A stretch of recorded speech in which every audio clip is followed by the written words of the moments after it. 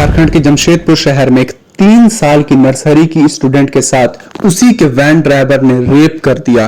Can you believe it? 3 साल की एक बच्ची जो कि नर्सरी क्लास में है। इस तरीके के हजार केसेस हैं हमारे देश में, चाहे फिर वो कोलकाता का अभी डॉक्टर वाला रेप केस हो या फिर निर्भया वाला केस हो या किसी भी तरीका का बिल्किस बानो का केस क्यों ना हो, किसी भी तरीका का केस को हमारे देश में रेप के केस को बिल्कुल कैजुअली लिया जा रहा है। देखो यार, जब हमारे देश में इस तरीके के बहुत सारे केसेस हो रहे हैं, देन हमारा देश का नाम पूरे दुनिया में गिर रहा है। लोग कंपेयर कर रहे हैं पूरे सोशल मीडिया में कि भाई अफगानिस्तान को देख लो, सऊदी अरेबिया को देख लो या किसी भी अदर कंट्रीज को देख लो, वो लोग रेप केस का जो भी दोषी होता है उसे विद इन 24 आवर्स गोली मार देते हैं या फिर फांसी की सजा दे दी जाती है तुरंत, क्योंकि अगर किसी को इंसाफ दिलाने में लेट होगा तो फिर इंसाफ नहीं हो पाएगा। इस चीज को याद रखो। कितने साल तक भाई कोई भी फाइट करेगा? प्रैक्टिकली सोच के देखो आप, किसी के भी गार्जियन, कोई भी लेडीज, कोई भी जेंट्स कब तक किसी चीज के लिए फाइट करेगा? कितने टाइम तक वो पैसा बर्बाद करेगा? कितने टाइम तक वो कोर्ट, पुलिस एंड इस तरीके की बहुत सारी चीजों को फेस करेगा? कब तक?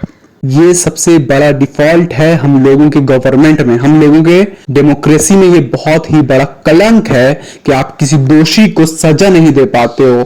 कोई मुख्यमंत्री हो या कोई प्रधानमंत्री हो या कोई भी छोटा मोटा मिनिस्टर ही क्यों ना हो, वो हर एक इंसान क्यों पता नहीं एक दूसरे को बचाने में लगा हुआ होता है।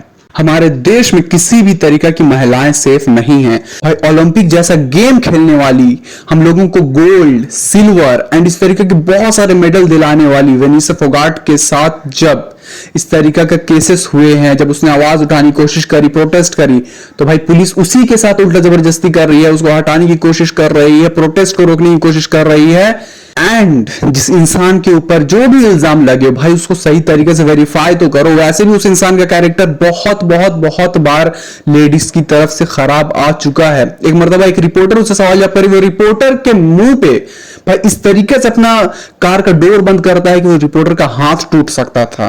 ना उस पॉलिटिशियन को बात करने का तरीका है, ना लेडीज का रिस्पेक्ट करने आता है। उसके ऊपर एक तो कमेटी बैठ सकती है जांच के लिए कि वाकई में तुमने किया है या नहीं किया है। भाई प्रज्वल रेवन्ना जैसे लोग जो कि बीजेपी में शामिल हैं, हजार रेप केसेस उसके ऊपर दर्ज है। एटलीस्ट सजा हो, बहुत स्ट्रिक्टली तरीके से, बहुत स्ट्रिक्टली तरीके से इन चीजों पर एक्शन लिया जाए। आखिर कब तक हम लोग इस तरीके की चीजों को छुपाते रहेंगे?